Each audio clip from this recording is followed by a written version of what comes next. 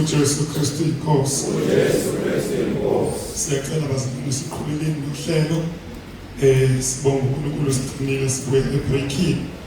Ngokukhulu ukuphuthuma sicela umfundisi wabuJali aqhubeke asibuyisele enkosini siqhubeke nohlelo lwakho uJesu Kristu inkosi.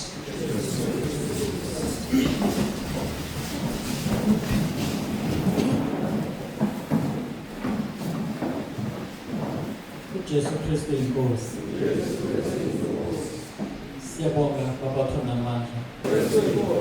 Jesu Kristu inkosi. Jesu Kristu inkosi. Ngokukhulu bazalwane uphuthumi washi ngiyacela ungasihlabelela. Ngicela ukubiza imen's choir ithathe ithuba bazalwane sikhonze ngomculo. uJesu Kristu inkosi. Ngicela bazihlabelele nje ngesitulo. uJesu Kristu inkosi. Siyezwakala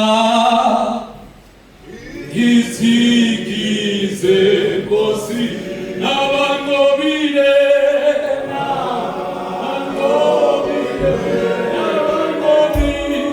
besondela kuwe. Siyezwakala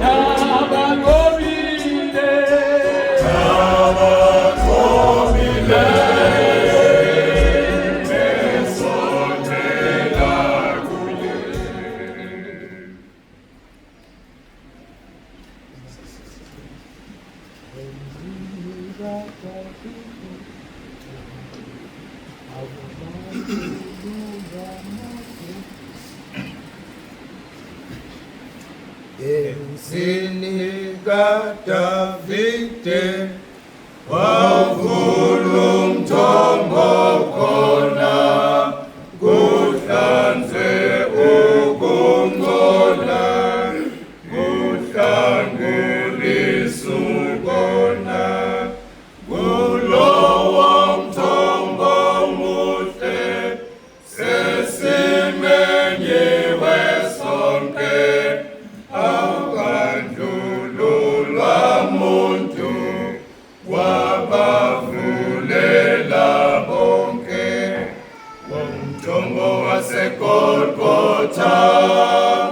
umthombo waseGolgotha ugobhozela wena nami umthombo waseGolgotha noma usinda umthwalo wesono lamacala sondela uzibike wosuswa amabala iziyo yomamhlophe welasho umzimba futhi uze uvume nawe igama elokuthi umthombo waseGolgotha umthombo waseGolgotha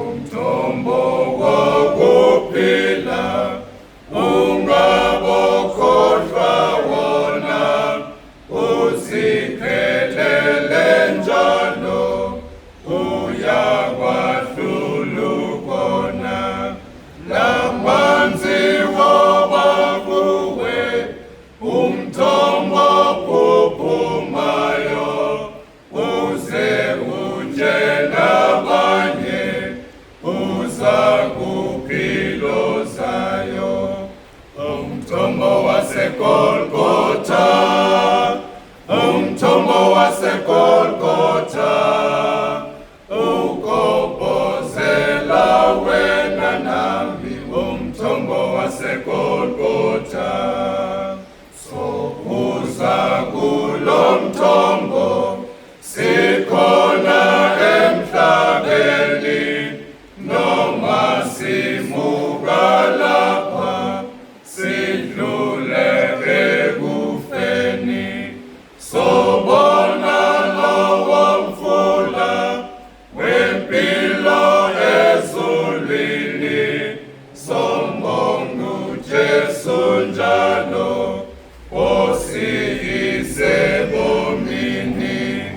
Umthombo waseGolgotha, umthombo waseGolgotha, ukobhozela wena nami, umthombo waseGolgotha, umthombo waseGolgotha, umthombo waseGolgotha, ukobhozela wena nami, umthombo waseGolgotha.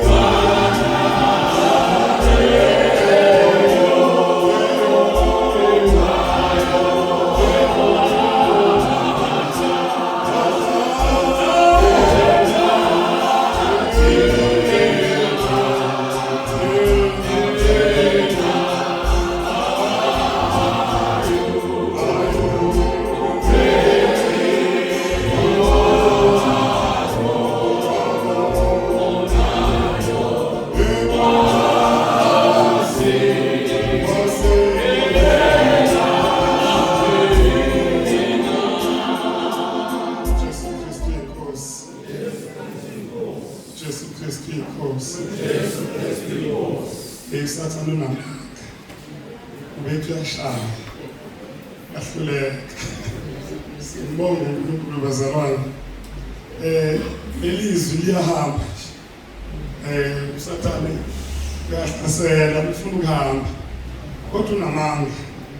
uhlulekile imizamo yakhe nje ayinawo amandla. uJesu Kristu inkosi. Uhlulekile unamaqhinga unamasondo kodwa amandla akhe.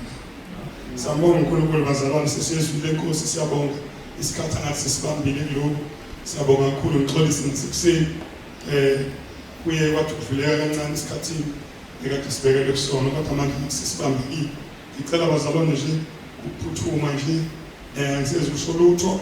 Ngicela nje sizwini lenkosi ishiyele kubaba bonke. uJesu Kristu inkosi.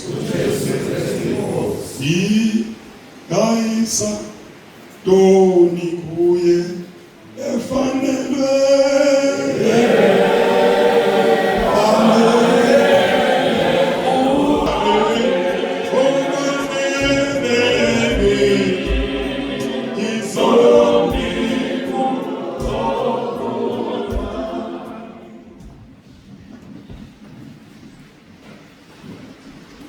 udumo kuNkulunkulu weliphezulu nokuthula emhlabeni kubantu abathokozelwa nguye.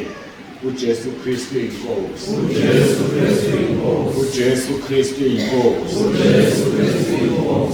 Siyambonga uNkulunkulu wethu kakhulu, siyamdumisa ukuba ke siphinde sihlangane sizoqhubeka ke lapho sidine khona umusa kaNkulunkulu sizwe ukuthi yini eqhubekayo.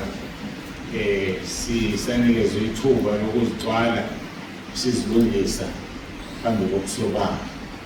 Ngiyaqala ukuthi ngibheke iprogram engayibhekanga.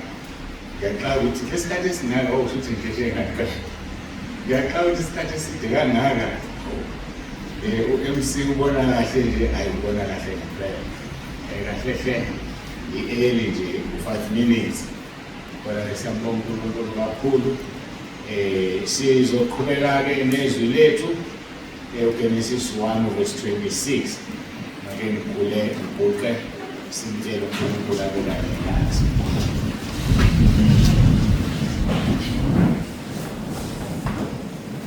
Baba olungileyo, sizinikela kuwe nangalo mzuzu.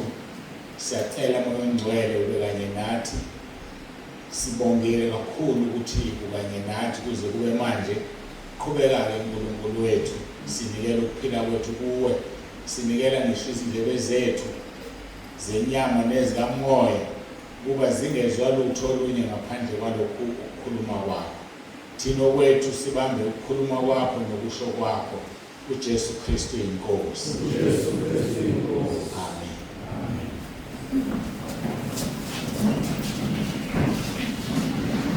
Asicula kamnandi khona bakithi. Nasikhumbuze ezulwini akasakhumbuli ukuthi kube kudunyiswa kamnandi kangaka. Siyambonga-ke kakhulu uNkulunkulu, siyamdumisa.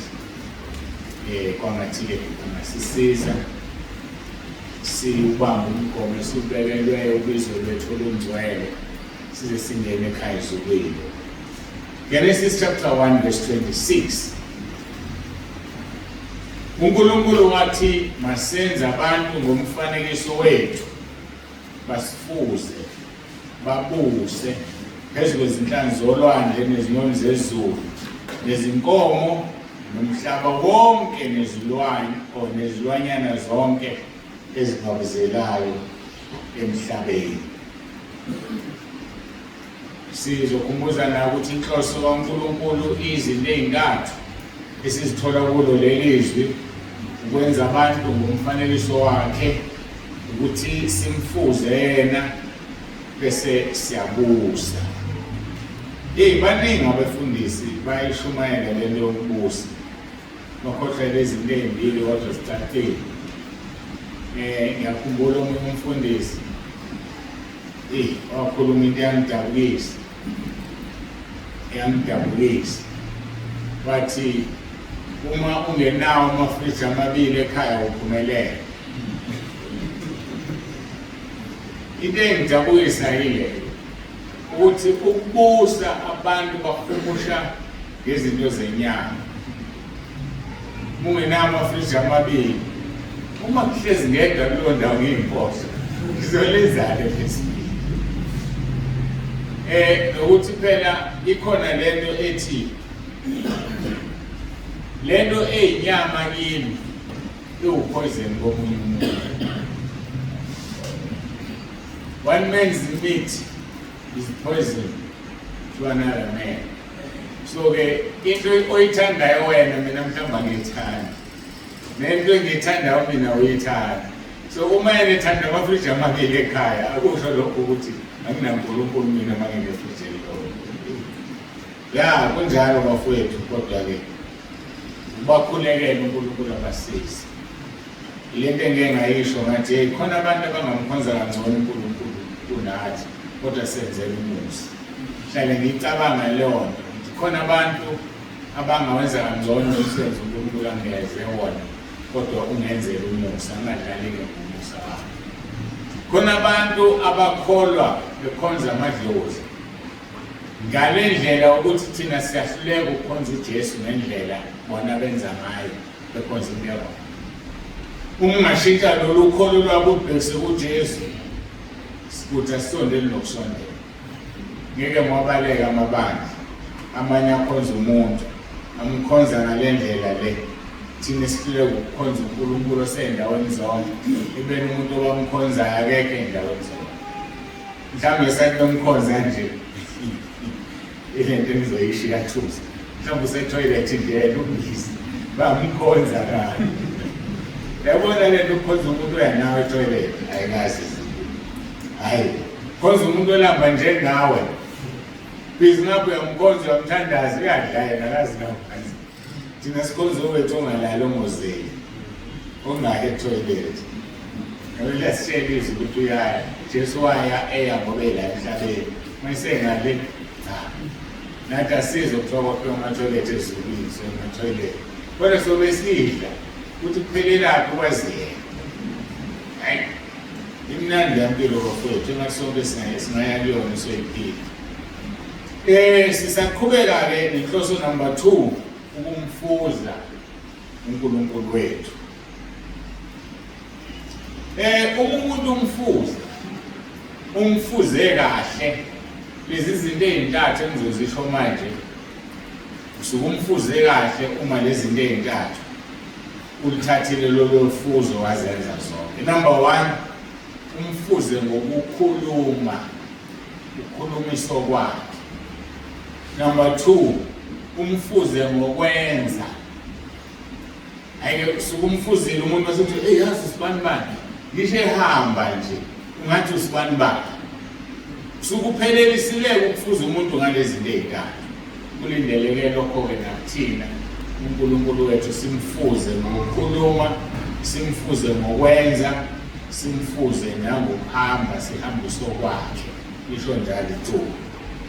Sizoqala ke sibheke ukumfuza ngokukhuluma. Zonke zontathu lezi zinto ufuna sizi-address. Uzonaka ukuthi ukumfuza kusemqoka kangakanani. Singena enkonzweni eyesibili ekhuluma ngokumfuza. Angasoqeda nini sikhuluma ngokumfuza. Kodwa sisakhuluma ngokumfuza ngoba kusemqoka. Ukuzeke ukhulumiso kwenkosi kufanele ingqondo yakho ibe yintsha. Ingqondo mayibe yintsha ukuze ukhulumiso kwenkosi. Khumbula ukuthi okucabangayo ikhona lokho odinga ukukhuluma. Umuntu nje ukhuluma lento ayicabangayo. Mawufunda baseRoma chapter 8 lithi izwi lenkosi asamukeliswanga umoya wezwe ukuba sikwesesaba kodwa samukelisa umoya kaNkulunkulu. Lokho esikhulumayo sikhuluma ngokuhlakanipha kodwa sihola umoya. Bese lokuphetha lapha ezansi lithi sinomqondo kaKristu lisho umoya ongcwele. So ngamanye amagama into esikhuluma simela epulpit makube yinto engakhulunywa yimi ekhulunywa umoya ongcwele. Ngoba uPaulo ukuthi akona umqondo wami sinomqondo wenkosi. Asidedele inkosi ikhuluma isebenzisa imizimba yethu asime emapulpit emabhentshini nasendaweni zonke lapho siqhamuka khona. kodwa yazi ukuthi into oyikhulumayo yile oyicabangayo. So uma ke sinomqondo wenkosi asisikhathazi ukuthi sicabangani ngoba inkosi esebenzisa umqondo wayecabangayo ngomoya wayo ingcwele ofake kuthini. Athi uJesu ningazihluphi nikhathazeke ukuthi nophendulana ithini manifika kulabantu abanikhaphelayo ngoba umoya yena uyakumtshela ukuthi kufanele ngithini. So umntwana kaNkulunkulu akakhulumi, ukhuluma umoya ongcwele kuyena. Bese ngimangala-ke ngalolu hlobo lwabantu ukuthi hey ave mnandi sinamlami uyadleka makukhona yena nje kuyahlekwa nje unama-jokes uyajoka noma ongcwele mhlawumbe kokumina kaze akajoka kuwena uzofaka hayi uyajoka umoya ongcwele lolo nesikhathi sokudlala. So kusho ukuthi umuntu uma esenesikhathi sokudlala usuke sehambile umoya ongcwele. Umoya ongcwele anasikhathi sokudlala nesikhathi sokusebenza. Umsebenzi wakhe mkhulu ukubona ukuthi siyafika ezulwini. Ithi izwi lenkosi ungumsisi osisiza endleleni asibubulele ngisho nakuNkulunkulu. So ke into oyicabangayo yena oyikhulumayo. Oyikhulumayo iyona odina uyenza. Mawusuyenza uyayijwayela. Mawusuyijwayele kuba yisimilo sakho. Yileso similo ke esidetermina i-destination yakho. Esidetermina noma esiveza ukuthi wena uzodina esihogweni noma ezulwini. Kodwa kahle kusuke kuqale lapha emcabangweni. So ke kusemqoka ukuthi umuntu uyifidane ingqondo yakhe. Ngoba lokho futhi oyifida khona ikona uzoqala ukucabanga bese uyakhuluma.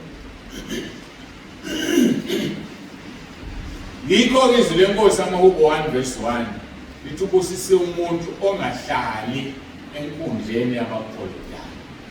Ngoba imithi yethu kuhleze enkundleni yabaqolodayo ukholodwa ukukhuluma izinto ezikhulunywayo ufida ingqondo yakho. Lento ifidayo uzothi usuyikhuluma. Mawusuyikhulumile bese uyayenza. Mawusuyenzile uyijwayele. Mawusuyijwayele kube i-character yakho. Mase kuyi character yakho sokuyisiphetho sakho. So ke uyifunzana ingqondo yakho. Mawusemsebenzini usebenza nabantu abangakhona ukubizwa ukuthi mase bekhuluma indaba zakho usuke. Uma kuwukuthi niphoqelekile basikhuluma kuyasetshenzwa uthandaza ucela inkosi ivale indlebe zakho. Endiyakwenza lokho. Bakhuluma ubezwe. Lozo omunye sekuthini athi awusulele nsibani ulela umile wena. Hayi angilele nithini. Hayi sibuza 1 2 3 sekufikela kufanele uzwe khona baze bamnyakazise ngokunjani awukho ukhona. Uyakwazi ukwenza. uNkulunkulu esimkhonzayo wenza imangaliso. Hayi ngaxoxa ngelilanga khona umntwana kaNkulunkulu saya enkosini wayesixoxela isimanga ethunywa inkosi yoShumayela. Wayethi mayehamba lini izulu anganethi. Lini izulu anganethi. Azafikela iyakhona bathi phuma kuwena wahamba imoto mthaka. Ngihamba ngenyawo ngesitobhini endaweni ethile. Fika iBhayibheli lakhe alilethile alikomanzi aShumayela aqeda phuma hambe anganethi. Ngokuthunywe uNkulunkulu. So uyayenza uma uthandaza ukuthi inkosi icela uvale indlebe zami into ekhulunywayo ngingayizwa uzozivala. Kodwa angazivala ukuthi uyivalele ukuthi ngekuphinde useze. Awuzoyizwa lento ekhulunywayo. Soze uNkulunkulu isimangaliso. So indaba ikuwena-ke akekho oyolandulela. Athi inkosi ngasuke ngabezwa bekhuluma ukuthi kwavuka imizwa. Ivuswa yini? Awuthandaze ngani uvale indlebe zakho. uJob ukhuluma into eyisimangaliso uthi ngenza isivumelwano namehlo ami ngingabuka kanjani intombi. So wenza isivumelwano nje namehlo akho ngomthandazo. Uthi umbono wesifazane egqoke imfushane uvela ungamboni kodwa egqokile imfushane abone abanye abantu umboni wena ngokwenza isivumelwano namehlo akho wathandaza uNkulunkulu. Izinto kufanele zikhube zingakhubi zibe zibakhuba abanye abantu ukusuphila phezulu lapho wena ukuphila kwakho ufihlwe noNkulunkulu base Colossians 3:3 lithi uma nafa noKristu kuphila kwenu kufihlwa noKristu kuNkulunkulu zenzeke izinto emhlabeni kube ngathi azenzeki kuwena ngani kwaba njalo uLothi wayehlezi eSodoma uNkulunkulu wathuma ingilosi esebhubhisa iSodoma wamkhipha why ngoba kusho ukuthi wayehlezi eSodoma kodwa izinto ezenzeka khona zingam-affect baze bafika bacela ingilosi ezingenela ngoba kwase kunomoya wokulalana abantu besilisa bathi sifuna labantu besilisa abangenela uLothi wanqaba abezo noma kuthiwa izingilosi uthi uLothi okay nginikeza amadodakazi ahamba athi asiwafuni sifuna lamadoda angene so uLothi eyimangalisa lento kanti uphila phakathi kwayo kodwa akayiboni so uNkulunkulu uyakwazi ukufihla umuntu umthandazo wethu ufuna simcele sithi Nkosi mfihle uzokwazi ukufihla ukuze ukukhuluma kwakho kuse ukukhuluma kwakho kuphile ngoba ingqondo yakho uyifida izinto eziphilayo ulalela izinto eziphilayo ezingaphili azingeni kuwena uJesu Kristu inkosi uJesu Kristu inkosi uJesu Kristu inkosi kaphela izinto ozikhulumayo ngoba kufanele ingqondo yakho yenziwe ibentsha usungakhulumi noma yini ungaphumi noma yini emlonyeni wakho athi umpostoli Paul ehola umoya kaNkulunkulu mayibhala baseRoma 12:2 ningalingisi izwe kodwa niguqulwe isimo ngokwenziwa ibentsha ingqondo yenu ukuze nibe nokuhlolisisa okuyintando kaNkulunkulu okuhle nokuthandekayo nokupheleleyo bayathanda abantu ukuhlolisisa izinto kodwa ngifuna ukwazi ukuthi umphumela wanoma yini into ehlolisisayo iya ngokuthi ingqondo yakhe njani noma yini ehlolisisayo izoba yilento ingqondo yakhe yiyo ingakho ke umpostoli ashintshe ingqondo iguqule ibe yintsha kuze sibe namandla okuhlolisisa okuyintando kaNkulunkulu ngoba ngeke ukuhlolisisa okuyintando kaNkulunkulu imingqondo engaguqukile silento esidlayo you are what you eat uma uphuma laphandle alibaleke kakhulu makuthiwa ngalibaleke usuthatha izibuko ufaka izibuko zakho ama-sunglasses lawadimile noma ahlaza ahlukani khona mnyama nahlaza izwe mawulibuka ulibona ngalamehlo akho ulibona izwe lidimile mufaka hlaza ulibona izwe lihlaza kahle hle izwe lihlaza lilento kuwe usicabanga ukuthi izwe lihlaza ngamanye amagama ngizama ukuchaza ukuthi yonke into oyibonayo emhlabeni uyibona ngamehlo akho asho ukuthi wena njani mnake lo muntu othanda ukucomplain lo muntu ohlala ebuka amaphutha uthi kulungile lokho uma kwenziwa kanje amehlo akhe abuza uyibuke lento ayichazayo eyishoyo awuboni mahluko wena awuboni ukuba lento ayishoyo yena ayibona yini ingoba inhliziyo yakhe imbi ubuka ngamehlo angcolile so amehlo ethu masiwalungise kamoya uzukwazi ukubona izinto zikamoya so ukuzalunga amehlo ingqondo mayiguqule ibe yintsha kusho njalo verse 2 ningalingisi lelizwe kodwa iguqule ingqondo yenu ibe yintsha ukuze nikwazi ukuhlolisisa okuyintando kaNkulunkulu okuhle nokuthandeka kuyena ngeke ukubona okuhle nokuthandeka kuyingqondo yakho kuyile endala eyayigcwele imisebenzi yomnyama ingqondo ifanele iguqule ibe yintsha ngaphandle kwengqondo entsha ukwazi ukuya phambili ukuze ingqondo ibe yintsha kuqalwa lapha la yonakale khona yona iwayini ingqondo isono kufanele sivunywe ukuze ingqondo ishintshe ayikwazi ukushintsha ingqondo enesono ayikwazi ukushintsha ingqondo engcolile so sidinga ukuguqulwa isimilo somuntu sishintshwa ngengqondo.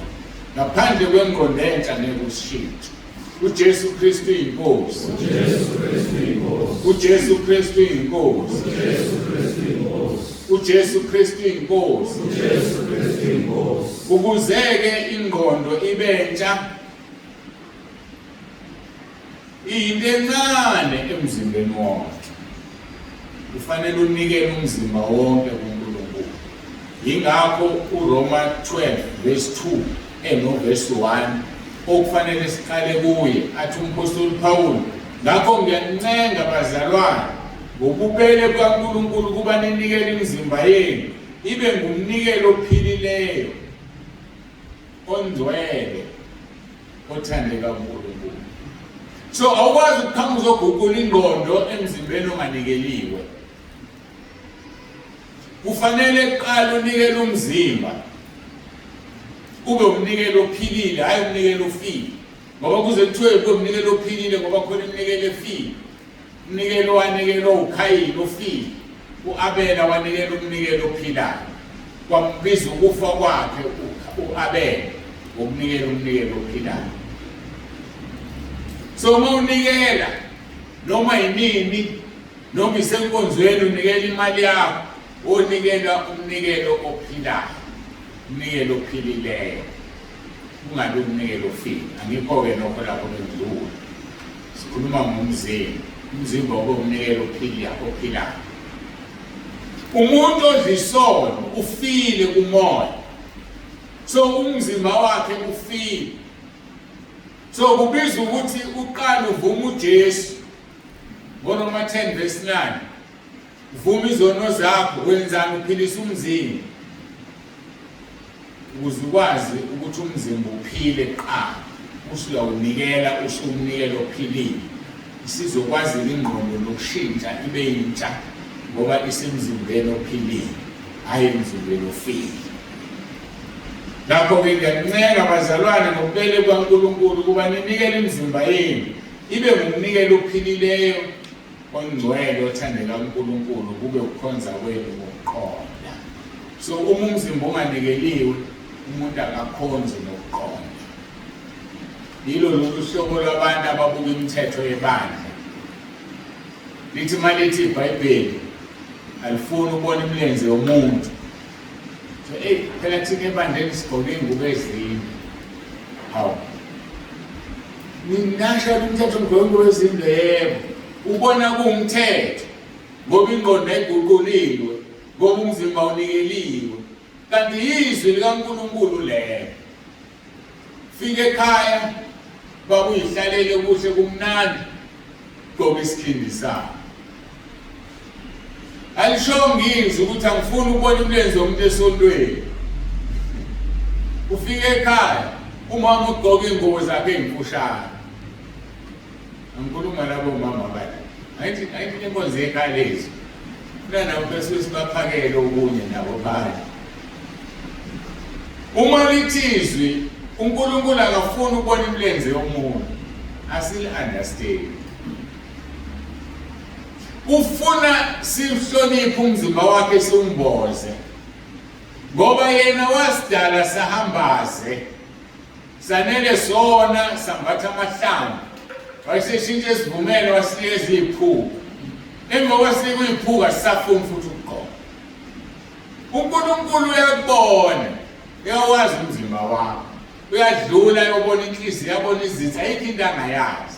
So uma ethi afuna ukubona imilenze yomuntu, kahle uzama ukuba umuntu uzositshela ukuthi asisuvezelana imilenze. Into uyayazi, uyayibona, into angayiboni, ayikho into angayiboni. Kodwa ufuna sihloniphane, singavezelani imilenze. Ungathi ufike ekhaya lapha wansibande ufike uba unsibande eshayele iy'khindi ngoba ethi usekhaya. Angikwazi ukugqoka isikhindi noma ngisekhaya noma ngoba uNkulunkulu afuna ukubona imilenze yomuntu. uNkulunkulu uhlala kumuntu. Uma ihlala kumuntu, mase ngibona imilenze yakho, uNkulunkulu seyibonile imilenze yakho, uyathi afuna ukuyibona. So-ke asiyeke ukwenza izinto zikaNkulunkulu zibe imithetho. Izwi likaNkulunkulu lizwi likaNkulunkulu, alona umthetho webandla. Masiqala sesithi umthetho webandla ingoba asiboni ngese elifanayo nelikaNkulunkulu. Ngakho-ke masinikele imizimba yethu ibe umnikelo ophilile, umnikelo ongcwele, ukuze sibe namandla okuhlolisisa okuyintando kaNkulunkulu, bese ukukhonza kwethu kube ngokuqonda. Umuntu okhonza ngokuqonda uyazi ukuthi umuntu uma emile epulpiti akumile yena kuNkulunkulu, akakwazi ukumxoxa, akakwazi ukukhuluma noma yini. Mina-ke nginabantu abayikhulumela noma yini la kumina, bayazikhulumela bese ngiyayithulela inkosi bathethelela bawazi abawenza. Bawathi omunye ubaba kimi ngisholani ukuthi uNkulunkulu uJesu uyathethelela, ngisholani ukuthi abantu boshumayela behlezi ema-wheelchair. Ngithi mina uyazi ukuthi awumzwanga ukuthi ngithini, number 1. Number 2, wena ufuna ukudlula kimi ubona kukhuluma mina. Ungiphoshela-ke ngivambela ngasithi mina yazi ukuthini wena uzungaxabani noNkulunkulu, wothandaza ukhulume noNkulunkulu ukuthi inkosi yeke ukukhulumisa umsibande 1, 2, 3 ngoba le nto ingamanga wavela kuphume ekhaya lethu. Kwakufanele aphume ngoba yena ayikho into ayeyenza ayikade ukuthi ngithina besemelana nayo, kanti sengimmakile. Angithi abantu ngithi bangaphela 10,000, angithi yazi abantu abahle kakhulu ngiyabazi kulo 10,000. Yabona abantu ababi kakhulu ngiyabazi kulo 10,000. Afike ngashumayela lento engishoyo eMpumalanga engangaqala ngithi mina uNkulunkulu ekubiza ungalaleli uyoshumayela uhlezi ku-wheelchair. Ngisho into ekhona engiyaziyo wangithumelela i-VM wathi uJesu uyathethelela, usholani loo nto ngoba ngeke yenzeke. Ngithi mina ngikhuluma into engingakukhombisa lo mfundisi oshumayela eku-wheelchair. Wathula njengoba 2-3 months ngisazi ukuthi ngathini, kanti ngimmakile nginendlela engimaka ngayo abantu. Wabuya akangene akafakaza akenzi lutho, and ilanguage uma uyilalela umfundisi wangisola kokunye lapho lamasho khona. Ngithi nazi wena awufakaza wenze lutho, into enzalo kadeni ushumayelile eMpumalanga wathi. So njengamanje sengishumayelile uthi yazi ukuthi uthi into encane akumile oshumayelayo. Oh wayisolela ukuthi ngisholani ukuthi abantu abakhipho kweshumi emalini eqobo. Washo ngani yazi ukuthi ungaboshwa mali eqolo, imali enganele yafanele khisho kweshumi. Ngithi mina yazi ukuthi awumzwanga kahle ukuthi ngithini, angisho ukuthi abantu abakhipho kweshumi. Ngithe mina akusona isono ukhipho kweshumi emalini eqobo. Wena wazi bayangibuza abantu angikwazi ukunqaba, ngiyabatshela ukuthi bangakhipho kweshumi kwengane, bayafuna ukukhipha ngoba bayawazi umphumela baprotect ingane zabo. Manje wena uzokhuluma into ongayazi njengoba naseMpumalanga wathi usuyaqhubeka futhi uzoyicabanisa noNkulunkulu. Uma ukholelwa ukuthi into engiyishoyo iphuma kuNkulunkulu, yini ungathandaza utshela uNkulunkulu ukuthi ayeke ukungikhulumisa lezi zinto? Vela exit waphuma ebhukhini wazisiza futhi. Kodwa ngazi ukuthi la ekhona unjani, ngoba kufanele sigade sifunde ukuthi siyadlula kumuntu. Ngoba uma kwafunda leyo ukuthi uyadlula kumuntu, uyothi umuntu ekuthiwe ngenhlambe engaka bakubiza ngophansi kwey'kweti zikamama udlule kuyena bese umalimali. Noma ngabe usindisiwe noma ungasindisiwe, funda nje ukudlula kumuntu awuyophila kamnandi emhlabeni. Afika umfundisi bamokashumayela uphuma umgxeke usulokudlula kuyena. Yiphi umgxeka nje? Asidluleni kubantu bafunda omhla sadlula kubantu sadlulela kuJesu salengisa lento engisho ekseni ukuthi beka uJesu dlula kuJesu uye kuJesu hayi uphila kamnandi mhlawumbe ngoba ingqondo yakho izoba yintsha awuzucabanga njengomuntu kodwa ubumuntu so ke mina ngiyahlaselwa nje abantu bayikhulumela nje la ukuthi angizolisi mina nazi shumayele ngibede bashaba kuthandana bese ngimaka ngibazibonke kodwa ngibabambele igqomu yabakhulekela ngongobona nje WhatsApp wami unamagama khona uyigama lakhe ulwa nami ngoba walwa nami ayi phela manje kufanele ngimazi mayisebuya ukuthi usabuya ngokulwa noma wasabuya ngilinganise ngosizo usizo umnikazi angithi so uzothi mayelwe nami ngokuthize sengizothi ulwa nami isizwe umnikazi so mayingena anytime nango lo muntu bese ngena kumoya ngimlalelisisa usala noma akasala bayasisholo nje zonke izinto angizongena-ke kuzona ngoba ngilalele bayangizwa abaphumile baphuma loyedwa abaphumile ekhaleni kodwa-ke mhlawumbe sebezoqoqeka kanti uba uyasazi ngangithi angasangazi sangiphola sangikwazi kahle ngoba ngikumakele ukuthi ngikwazi ngoba kufuneka ngiphinde ungilimaze omunye bese ngizithulela nje ngingaphenduki la inkosi le ayidingi mina idinga wena bese ngizithulela kodwa bese ngiyamanga ayike unganithusi lo ungakazi khona lento engayifunda angasebenza emayini phela mina ama-70s angisebenza emayini ngafunda enye into ukuthi ukuze waziwe egeyithini lasemayini uma usenza emayini khona ibhande lokufaka la obonwa ngalo ukuthi uma unengafani nala uyeka usebenza kule mayini obonwa ngalo so khona abantu so uma ubuya emsebenzini noma ubuya edrobheni funeka ufike ukuthi ingalo yakho balibone lelo bhande babhedelwa amasekurity khona bangavezi athi eqhamuka lapha ngavela idlulele uyaziwa zimbili izinto ezenza umuntu aziwe ukuhlupha noma ukwenza into enhle kakhulu engenziwa noma ukuhlupha kakhulu uyaziwa uma umuntu nomedium wabaziwe so ngihlala ngiveza ngaze ngihlupha indaba ngingazi angihluphi akukho futhi okuhle engikwenzayo ngayifunda lapho lento so manje uma ufuna ukwaziwa nje khetha ukuthi uyahlupha noma wenza kahle kakhulu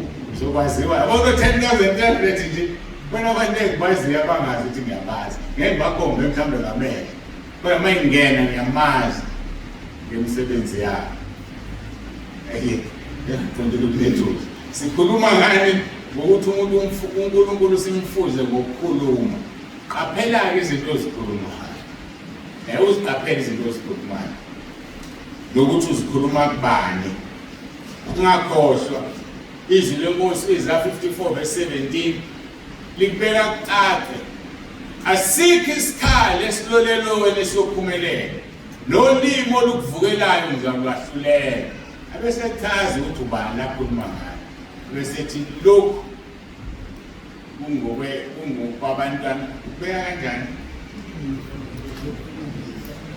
kungokwezinceku zakhe ngifunele lo gama kulokhu kuyifa lezinceku zami sengeke ngifuna lo uthi kuyifa lezinceku zakhe so ke qaphela ukhumbule ukuthi ukhuluma nobani uthi uDavide ngeke ngilenze iphutha ngiziphindiselele kuSawuli ngoba uyinceku kaNkulunkulu uNkulunkulu uzozisusela yena yini siyathanda ukuzenzela izinto azenzele izinto ushela kuNkulunkulu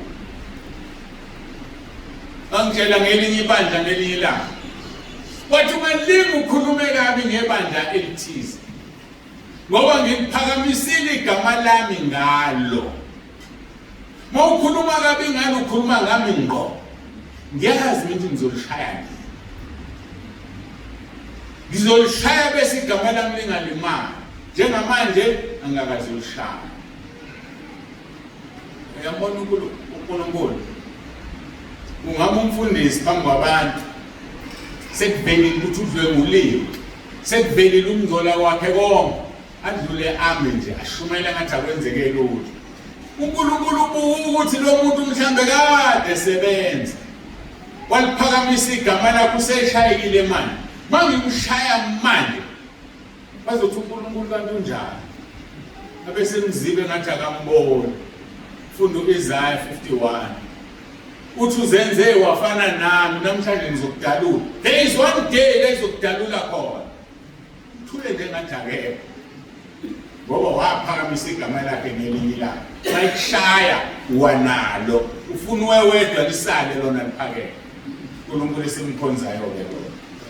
So yikho kusemqoka ukuthi masikhuluma sigade ukuthi sithini ubani. uJesu Kristu inkosi.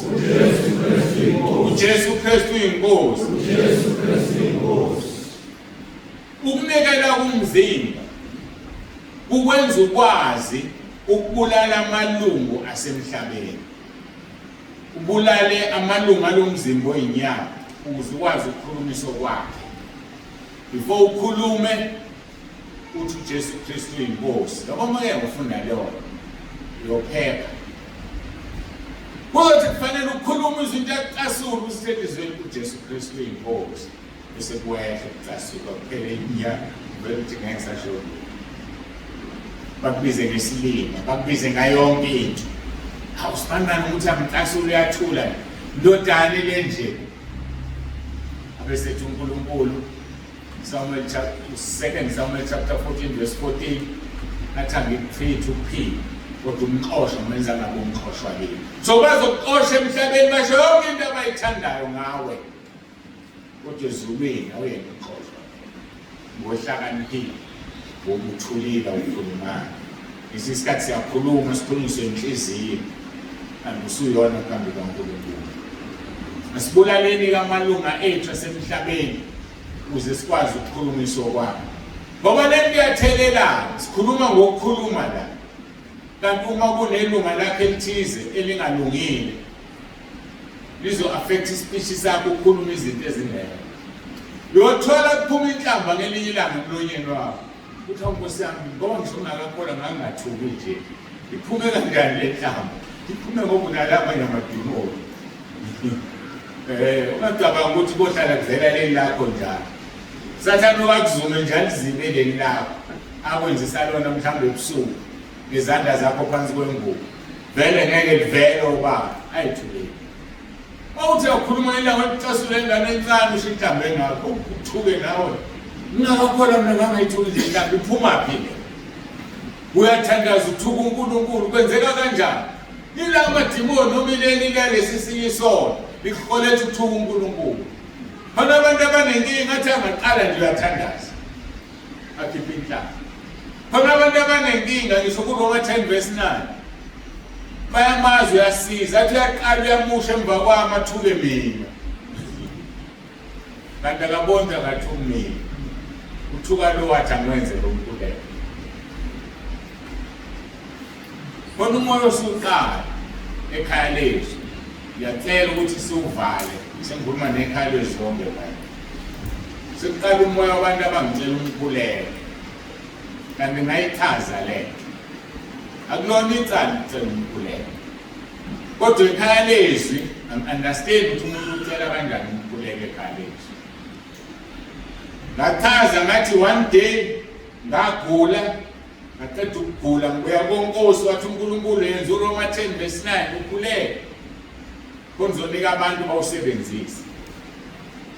kuMeyi 18 ukhuleke zazi u18 kuMeyi ngenziswa lemkhuleke emibili 2023 ungawazi unyaka wathiwa ngwenze umkhuleko kaMeyi 18 ngawenza. So ngihlale ngibuza ukuthi umuntu othi ucela umkhuleko uneyinkinga mawucabanga uJesu uzophendula muphi umkhuleko lo yena athi angwenze mina ngikunike wona noma uzophendula lo wakho wena othi angwenze uzophendula muphi. Asiyeke ukucela umkhuleko angezwe iphendula asisebenzise imikhuleko athi asikhuleke ngoba iyona azoyiphendula. Ilula lento isobala nje icacile. Yombili ikhulekwa yimina kodwa akuyena yombili athi ayenzi. So asifunde ukukholelwa kule mkhuleko. Ziningi mangahlala ekhulunywa ngazo ekhaya lezi siyazazi. Usiyaqala lo moya.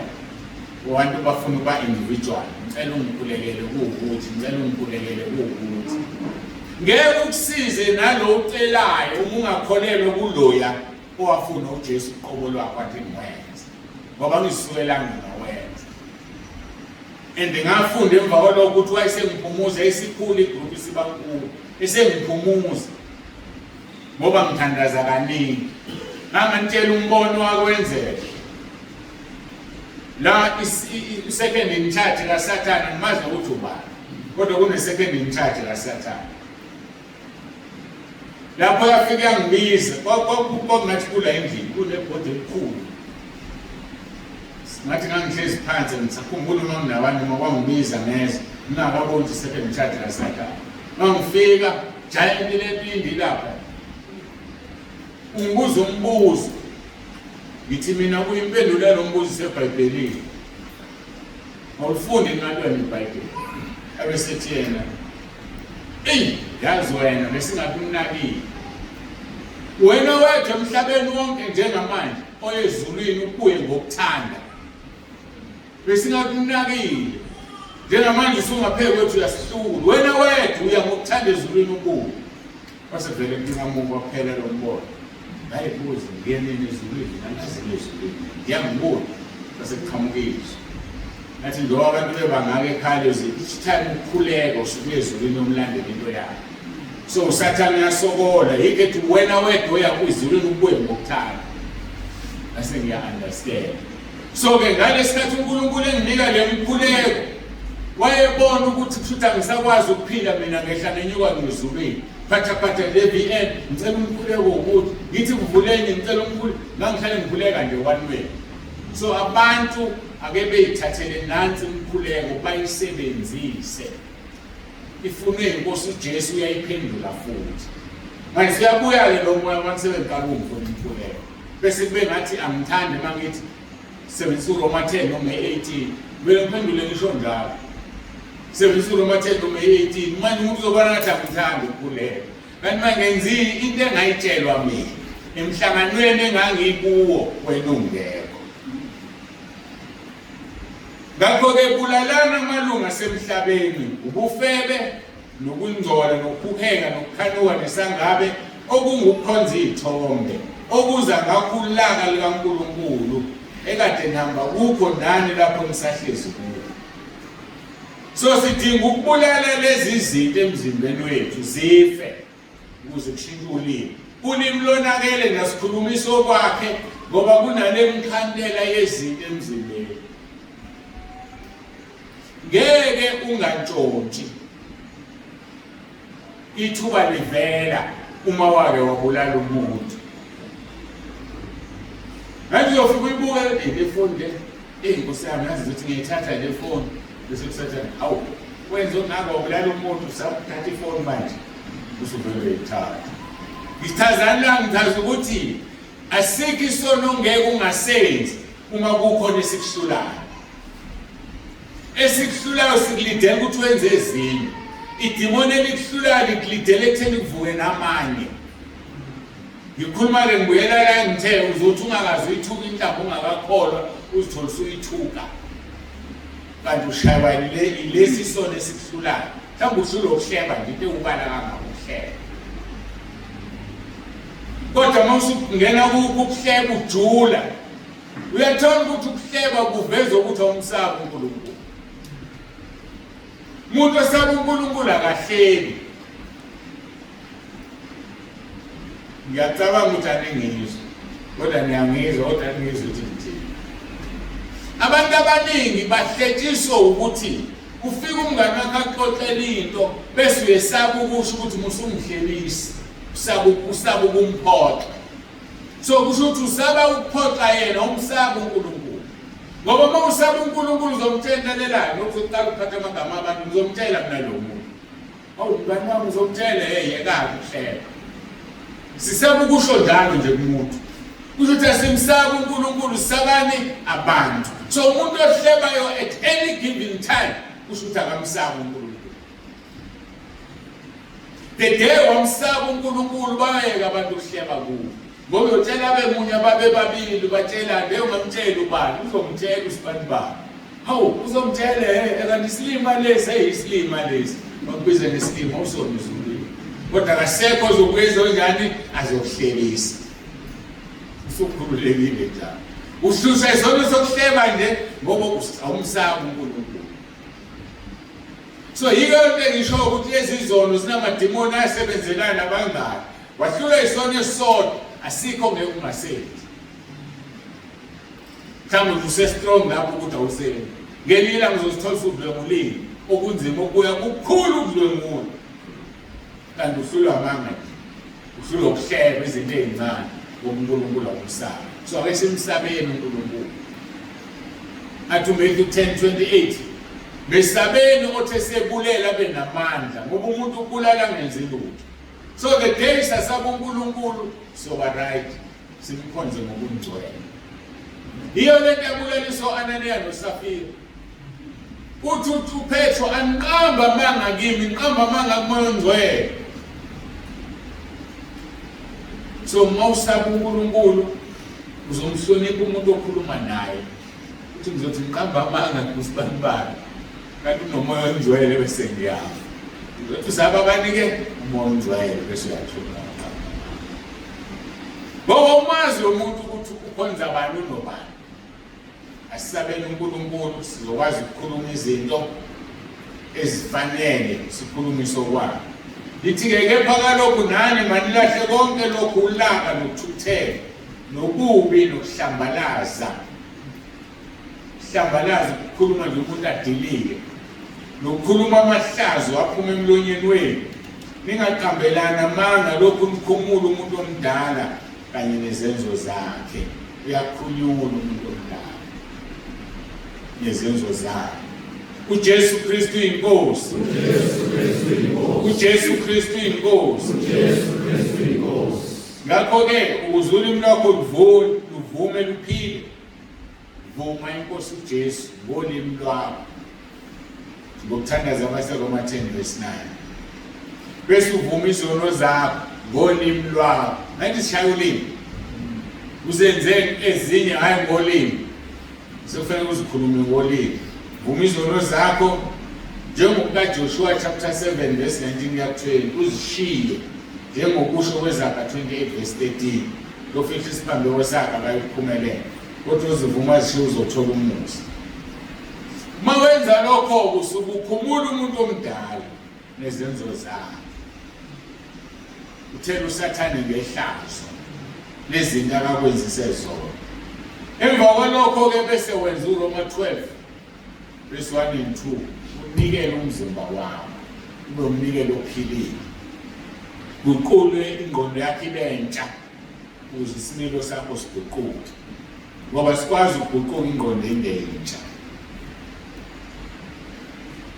Abasekolose 3:10 wembathe umuntu omusha owenziwe wabamusha abe nokwazi ngokomfaneliso walo wamdala. Umuntu omusha ukuthi unjani? Umuntu omusha mawumbethe yena uyazi ukuthi ubani wamdala. Uzokwenza wena ubehave njengalo muntu wakudala. Uzokwenza wena umfuze ngoba umuntu omusha owazi ukuthi udaloba. Ngoba lo wemvelo yilo elithizwe lenkosi sonke sonile silalelwe inkazimulo kaNkulunkulu. Sonke sifuze uAdamu sonile. But sekufanele umkhumule umuntu omusha ukuze ube musha. Umkhiphe umuntu omusha ukuze umoya kaNkulunkulu esithezolo wathi mayephefumula umoya wakhe ophilayo waba umphefumulo usiyangena ukubuya umoya kaNkulunkulu kuwena ukwazi kwenza into kaNkulunkulu. Yembatha umuntu omusha owenziwa musha usuku nosuku. abe nokwazi ngokomfanekiso walowo wamdalayo. Bese ngigcwalisekiswe ilo waseKorinte lesibili chapter 5 verse 17 elithi kanjalo umuntu ekuKristu Jesu isidalwa esisha. Konke okokuqala kuyadlula bheka kuba kusha. Ngeke kube isidalwa esisha ungakaze umvume uJesu ukuthi uyinkosi. Ngeke kube isidalwa esisha zingavunyiwe izono. Ukhiyelo ngeke kube isidalwa esisha unganikelile umzimba wakho. Amalungu onke omzimba wanikele kungabikho elenza umathanda. Ngeke kube isidalwa esisha ungambethe umuntu omusha. Khama ukugqoka izinto ezindala, khama ukugqoka inkanuko, khama ukugqoka ulaka. Ziningi lezi zinto. Ngeke kube musha. Kuze ube isidalwa esisha khumula umuntu omdala. Ngeke umkhumule umuntu omdala izono zingavunyiwe. Indaba iqala la, uvuma uJesu uvuma izono, zobe seziyaxega ingozi uvuma ukukhumuleka. Ngeke zikhumuleke ungayenzi into le. Baningi bazamile ukukhonza uNkulunkulu akakhonzeki nezono, akakhonzeki ungamvumeli uJesu ukuthi uyinkosi. Fanele umvume. Ngoba mawumvume asindiswa. Mawukholwa enhlizweni ukuthi uNkulunkulu ongivusa kwabafileyo kuba ukulunga lo. Kanjalo umuntu ekuKristu Jesu isidalwa esisha. Bayithanda kabi-ke lento abantu bevangeli lana leprosperity. Hayi umuntu ekuJesu isidalwa esisha. Uba kanjani uJesu nezono? Engasenzanga yena emhlabeni kusuthi uJesu. uJesu Kristu inkosi. uJesu Kristu inkosi. Uma usuyisidalwa esisha akubekusaphila wena. Angithi lo muntu omusha omembathana lithi izwi lenkosi embathana uKristu Jesu kuze kungavuswa inkanuko. So uma kusumbethe umuntu omusha akuwena ophilayo. Uphila lo muntu ombethe. Galatia 20 verse 20, Galatia 2 verse 20 and 21. Uthi umpostoli Paul akuseli mina ophilayo, kepha uKristu ophila kumina. Kodwa uphile ngiphilayo kalokho enyameni ngiphila ngokukholwa okungukukholwa indodana kaNkulunkulu yangithandayo yazinikela ngenxa yami. So mawusumbethe umuntu omusha kuphili wena. Ufihlekile wena. Usezulwini wena ula emhlabeni ngoba umbethe umuntu omusha. Asembatheni abantu abasha bafowethu. Imbathe uKristu ukuze inyama ife. Imbathe uKristu ukuze uma dilika leli dodo elinyama uthola ukuthi wembethe. Athi umpostoli Paul siyabubula ukuba selakanyiswe. Yini ukwelakanyiswa? Ukugqoka ngaphezulu kwalokho okugqokile. Welakanyiswe ngedokodo lasezulwini. Hayi dokodo izulwini umzimba. Dokodo into esikhashana yokuphila. Malidilizwe idokodo sinesakhiwo. Yelakanyiswa ngalesi sakhiwo. Sizobona sona thina singabe sakhona wena. Wenze uStefan bemkhanda ngamatshe. Wathi ngibona izulu livulekile. Indodana kaNkulunkulu imile ngakwesokunene sikayise. Bemkhanda ngamatshe wayesekhala wathi Nkosi yamukela umphefumulo wami. Ngisho esefihliwe kuJesu ngakwesokunene sikaNkulunkulu. Kodwa umthandazo wakhe awuphendulwa. Nkosi yamukela umoya wami ozange wamukela. Ngoba engakabathetheleli abamkhanda ngamatshe. Wayengakabakhulekeli. Usabakhulekela wena abakuhlukumeza. Usabakhulekela yini? Singase siphile yonke insindiso. Sivinje into eyodwa ungena ezulwini uthi awukwazi umkhulekela umuntu wakuhlukumeza. uStefane bese kuvuliwe izulu. Esembonile uJesu emile. Sonke isikhathi eBhayibhelini lithuhle ezakwesokunene sikayise. But that day uStefane ngamatshe wasukuma wama. Umiswa yini? Umiswa ukuthi lo muntu olakini ngimfihlile ubani ongishanga amatshe emhlabeni wasukuma wabheka ngababona bathi uStefani Nkosi yamuyela umoya wami ayithulela uJesu wambuka ngoba ngeke singene ezulwini abahlukumezi bethu singakasho ukuthi Nkosi ungababaleli lesisono baba bathethelela bakwazi abakwenza noJesu wawukhuleka lokukhuleka bayothi yazama athi baba izandleni zakho ngiyawubeka umoya wami ungabekeki bafanele uthandaza athi baba bathethelela so asikwazi ukudlula namagqubu sezulwini kuze liphele igqubu kuwe khulekela umuntu okuhlukumezile uthi Nkosi imthethelela akakwazi akakwenza uNkulunkulu akazumthethelela uzosusa igqubu kuwe abaningi abazalwane basho esitobheni banamagqubu Stefani uNkulunkulu engafuni ayesitobheni ovelwa yithulela 2 verse 60 Stefani waguqa ngamadoda bathi ungababaleli isisono basela ukuthonga akabulalanga ukuthonga engakabakhulekeli usubakhulekela endaweni abahlukumezi bakho isho ukuthini lento kuthina singamadoda amadoda abahlukumezi abakhulu indoda nje umhlukumezi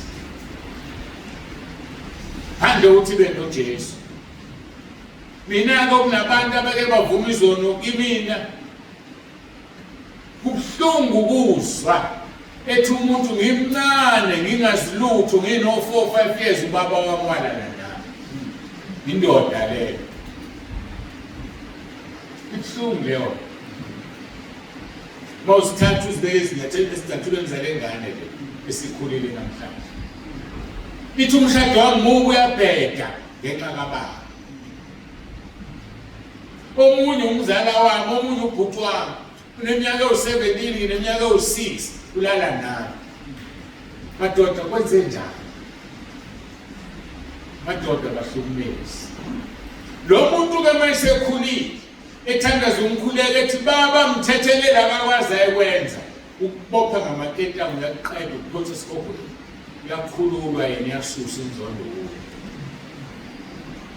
lo mkhuleka ukukhululi uyakumangalela uthi Nkosi mthethelela akakwazi akakwenza usiza lo ukhulekayo lo ukhulekelwayo ukuboshwa kakhulu enkulungelwe lutho emhlabeni siphethe kube isikhona so mawazi ukuthi wakwenza isona esinjalo asoyilimazi impilo yomuntu mhlawumbe umshado wakhe uyabheda ilo yakhe yonsansi limele la ikhona mhlawumbe kufika abantu abaningi ofuna ukushada naye wanqaba ngoba leli bhubesi elungumfowabo eluyise lamlimaze emnganeni bakhe so ithuba lelo ukuthi sizihlole emadoda mawungakwazi ukwenza cela uNkulunkulu akusize ungaweli leso sono ngisho ezinye izingcono ziyafana zona kodwa isono sokudlula ingane yakho uyizala uyihlukumeze wake wathi amadoda ezilwane wayiqinisile indoda isilwane mayingena Jesu isilwane yikho lesinemboya ebusweni wasezilwane asifake uJesu enhlizweni usuba indoda amadoda faka uJesu enhlizweni ube insizwa ngoba ngaphandle kaJesu asilutho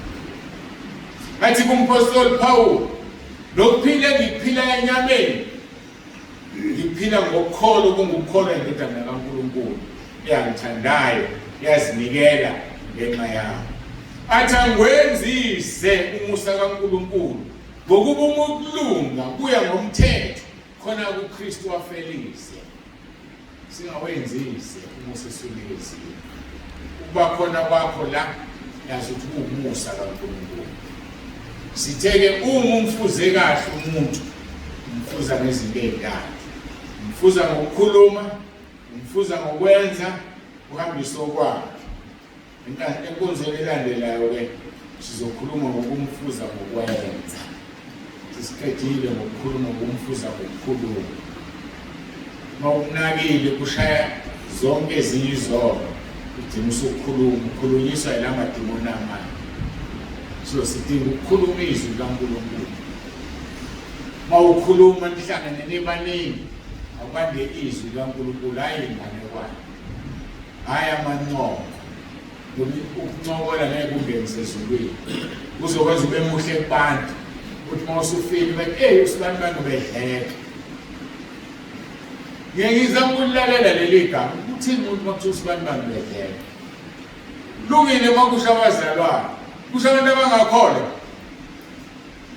Lithizwi lenkosi abasizo ukuthi sithini. Indaba wena udleke kubantu abangakholwa.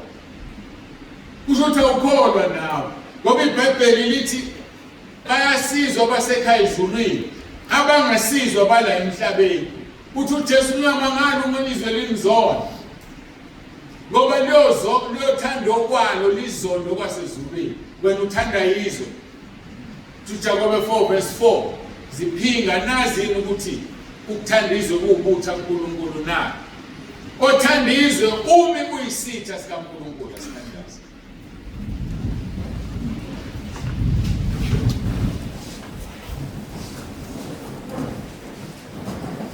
Babolumlelo omgcwele. Asithanda ukuba abangani bezwe. Asithanda ukukhulumiswa kwezwe. Asithanda ukuthi masikhuluma izwe lisizwe. Ngoba kusho ukuthi singabezwe malizwe izwe lisizwe. Kufanele izwe lingasizwe ngoba thina sikhuluma kwasezulwini. Soka-ke ulimi lwethu Nkosi ngiyathandaza ngicela. Lusoke uNkulunkulu wami nomusa. Kube ulimi olukhuluma indaba zasezulwini. Kube ulimi olukhulumiswa kwakho. Kube ulimi olukhombisa ukuthi usizele. Ngoba masizele wena sophila njengawe sikufuze. Siyabonga ke Nkosi ngale nkonzo. Qhubeka nathi ke kule osifaka yona manje. uJesu Kristu inkosi. uJesu Kristu inkosi. uJesu Kristu inkosi. Amen.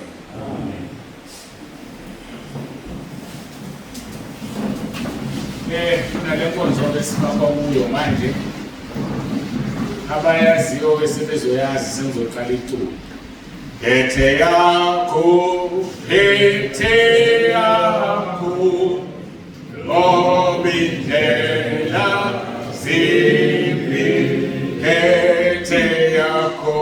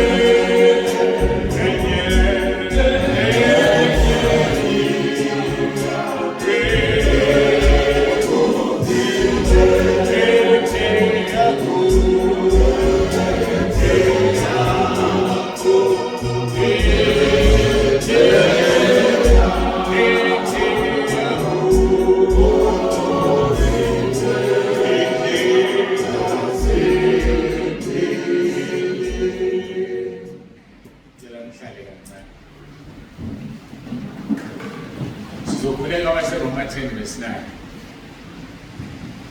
Akekho uphoqiwe ukuthi awukhuleke uma engathanda. Akekho uphoqiwe ukuthi awukhuleke uma engathanda. WaseRoma 10:9 sivuma uJesu ukuthi uyinkosi. Athi verse 10 wakhona uma umvumile ngomlomo uyasindiswa. Kube ngasho ukuthi ungasindisiwe. kodwa uyasindiswa. Kufanele sindiswe usuku nosuku. Singamdabukisi umoya ongcwele kuze kufike usuku lokuhlela. Njengoba sesaqala-ke saguqa mase sikhula kuRoma 10. uNkulunkulu wakwambula umntwana kaNkulunkulu siyaguqa mase sikhula kuRoma 10. Akaphoqiwe ukuguqa ongathanda ukukhuleka. Sizophakamisa izandla inkonzweni yabefundisi ebesinayo to be exact ilanywa ile ngathi siguqile siphakamisa izandla ngiwuliphi uRoma 10 verse 9 kwafikiswe lathi uvula amehlo ubuke nembono lo mfundisi akayiphakamisela izandla ukuthi ushilo wathi asiphakanyiswe athi wonkosi athi umkhuleko wakhe uyokhuleka kodwa kuso ngoba akayenzi into engithele ayenzi babuka wena bathi wena oshoyo kanti akusuwena. Ikusho-ke namanje ngoba khona bangezuyiphakamisa izandla ngokwazi umkhuleko wakho awuzwakala njalo vele uyele uhlale siziguqele thina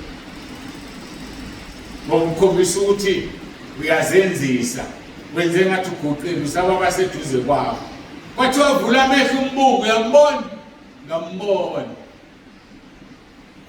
ibhizi mina ngiyakhuleka la ibhizi ngapha ngibukiswa wena ngapha uNkulunkulu-ke lona angizange ngidideke kodwa uNkulunkulu ngawusho sengimbili ngoba ngangazenza isiningi ukuba ngangeke angizange ngisho lutho kuye ngoba kushonda ngisho kodwa umfundisi enkuluma ngayo sasiguqile sonke. So-ke ngizama ukuthi-ke ziphephise uma ungathanda akekho uphoqile yikho ngidizele akekho uphoqile kwenze ngoba uthanda khona uNkulunkulu ezowuza umkhuleko wakho akusebenze.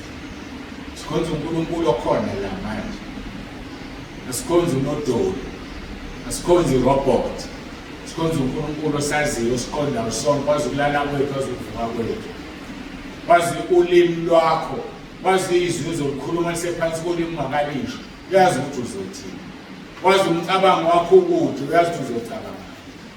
So asinikeze indawo yakhe simhloniphe kodwa siphoqe umuntu ukuthi amhloniphe. Khethe yakho ngoba indlela zimbi. Khethe yakho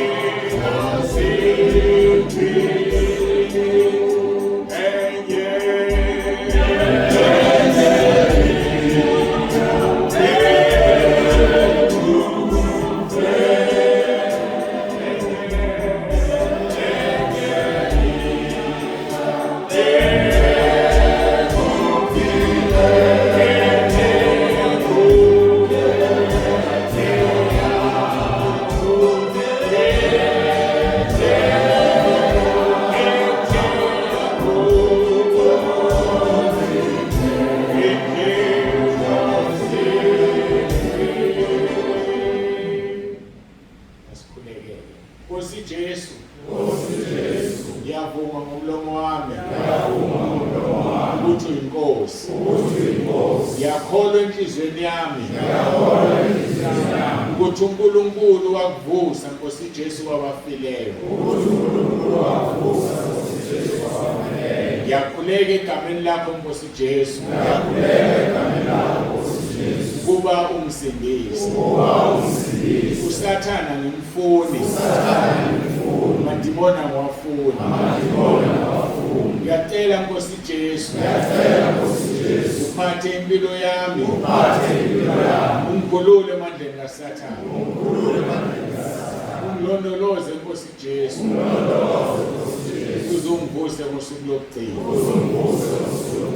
Ngiyabonga egameni lakho Nkosi Jesu. uJesu Kristu inkosi. Amen. Cela ukunikhulekela-ke bese ngilalela izandla zisaphakeme. Baba, egameni lomfowethu uJesu siphambi kobuso bakho, siphakamisa izandla zethu shilo ezwini lakho Nkosi, lapho umpostoli Pawulo ehola umoya wakho ebhalela uTimotheyu ethi ngithanda ukubonga amadoda ezindaweni zonke akhuleke ephakamisa izandla zawo ezingcwele. Nkosi siza kuwe manje, mhlawumbe ezinye izandla eziphakeme zikho ngcwele, kodwa ngoba sesikhulekile abaseRoma 10:9 ngiyacela uzingcwelise. Ngiyakhuleka uNkulunkulu wami ukuba wamukele umkhuleko osukhulekiwe manje. Lo mkhuleko ube impepho e-altare lakho. Lo mkhuleko Nkosi uzwakale kuwena uyiphungela imnandi. Siyacela uNkulunkulu wethu sisahlangene la singabantu besilisa, yebo bakhona nabanye besifazane, kuba Nkosi usizwele. Uzwele nabasemakhaya besifazane abalalele le nkonzo, nabaku-YouTube abalalele le nkonzo yabaza beciko lakho. Ungavumi nabo Sathane ngabatholi ukhona Nkosi. Siyazi ukuthi ushilo ezweni lakho athi ukukholwa kusikhona kwabantu bonke, kodwa labo beciko lakho, labo babizile, ngiyathandaza Nkosi babiyele ubagcine uzobavuse ngosuku lokugcina. Siyabonga-ke Nkosi kakhulu, yenza uverse 10 wezwi lakho usise kube yilona loyo. Sisangena kule break, siyacela uNkulunkulu nomusa kube kanye nathi, usifihle edwaleni elinguwe, usifihle egazini lakho ukuze kube yilona eliyiphunga elimnandi kuwena, igazi lendodana yakho uJesu Kristu oyinkosi yethu. uJesu Kristu inkosi. Amen.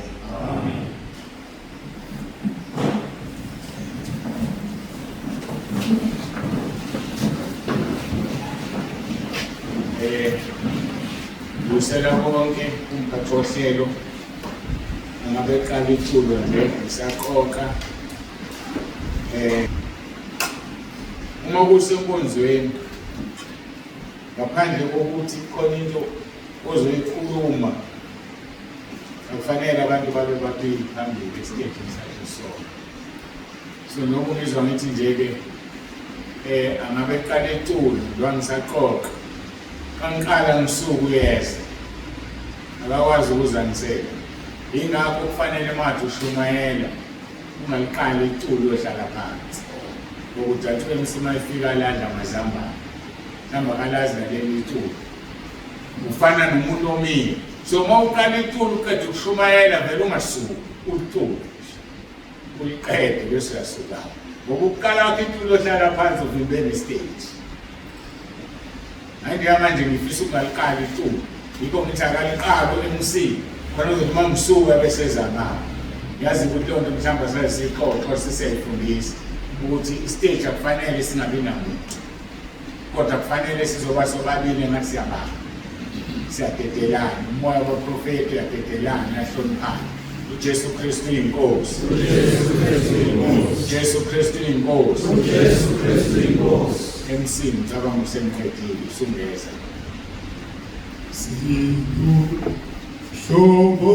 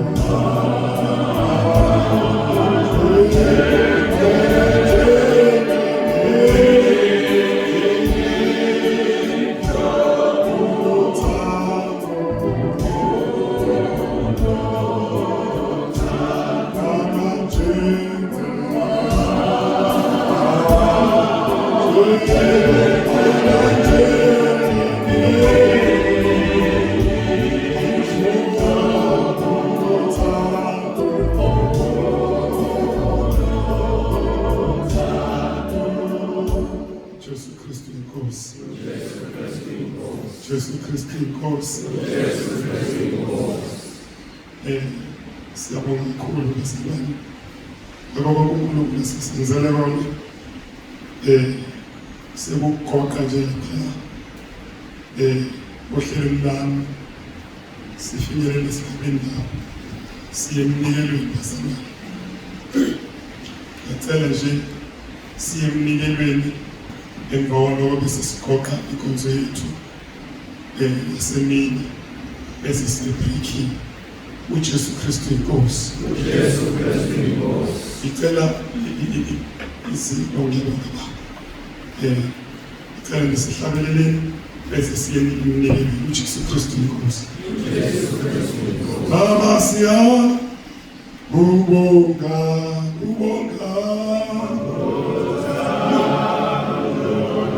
Tando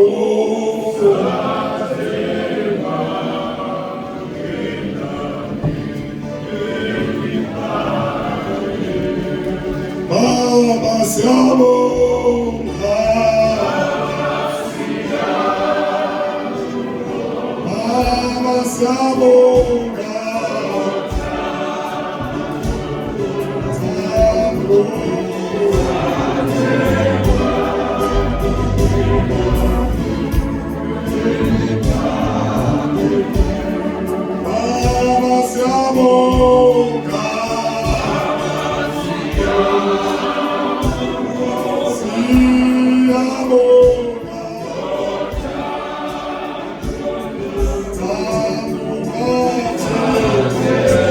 Baba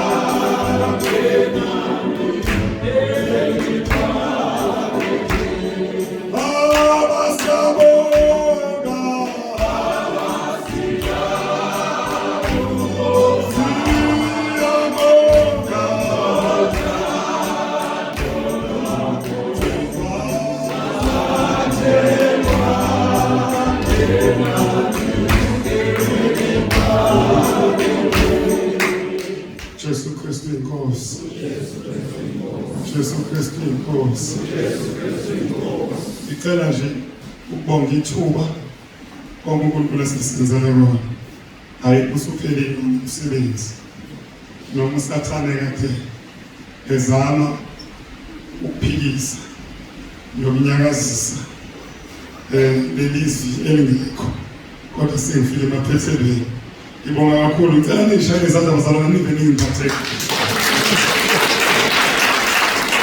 Elinovalo. Ngiyacabanga ukuthi abantu besilisa bagcina isithathamini. Abantu besilisa babethula bodwa. Khona inkinga ezokhona. Kodwa ngena emthula kahle ngayo. Hayi uNkulunkulu khona bazalwane siyambonga uNkulunkulu kwazi kwamnandi. Bazalwane sesifike emaphethelweni namhlanje siyacela nje bazalwane ukushiyela kubaba asigoqele konke. Ngicela ukudlulisa imemezelo yokuqala bese baba sigoqela konke asibongela umnikelo asibusisele nenkonzo bese siyakhululeka. Izimemezelo bathe omama bacela ukuthi bengabisa simemezele usaqondile nje kusafana nayizolo.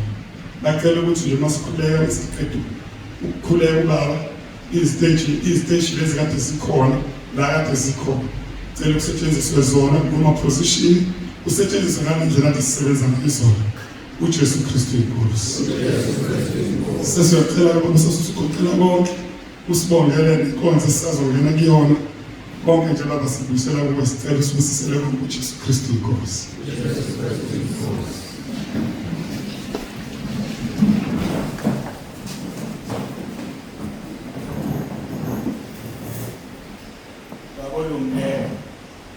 Babongcwele uNkulunkulu nomusa siyazithola phambi kobuso bakho.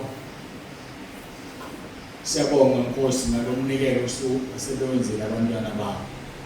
Ngiyacela ukuthi babusise ngamunye uyazazi idingo zabo njengoba ushilo kuMahubo 103:5 wathi usuthisa ukulangazela komuntu ngokuhle basuthiseke Nkosi yakwazi abakudingayo. Ngiyakhuleka ukuthi ngaphezulu kwakho konke Nkosi bangenise ezulwini. Ngaphezulu kwakho konke Nkosi wenze ihubo 121 kusukela kuverse 3 lapho uthi awulala wozeli yamlondolozo Israel. Siyazi ukuthi kwelika moya ithina bango-Israel ngoba singamadodana ka-Abraham. Londoloze kube lona loyo nikelile kungeneni umlondoloze ekuphumeni.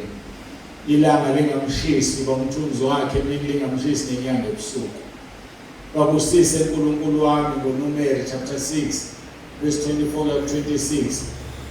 Babusise Nkosi ngokuthi ukhanyise ubuso bakho phezu kwabo ubenzele umusa bayawudinga umusa wakho. Uphinde ukuphakamise ubuso bakho phezu kwabo bakuthula ngokuthula bayakudinga. Siyabonga ke Nkosi ngakho konke. Siyabonga Nkosi nalokhu esizophuma la sikudle. Busisa ke Nkosi izandla ezikwenzileyo. Ubusise nezandla ezinikelile. Ubusise Nkosi nemlomo nezisu ezizokwamukela. Ungabibikho umuntu ozogula aguliswe lokhu kudla. Uqalekisa amandla omnyama amandla kaSathane. Uqalekisa uSathane ngoba ungoma uyayona. Nkosi kuba kungenzeki lutho. Siyacela ke Nkosi sibonga izwi. Sibonga inkonzo zonke kusukela ekseni kuze kube manje. Siyacela Nkosi ukuthi ubusise ilona loyo uthatha isikhathi sakhe walalela. Nabazolalela ku YouTube bebuka nabazolalela ku WhatsApp.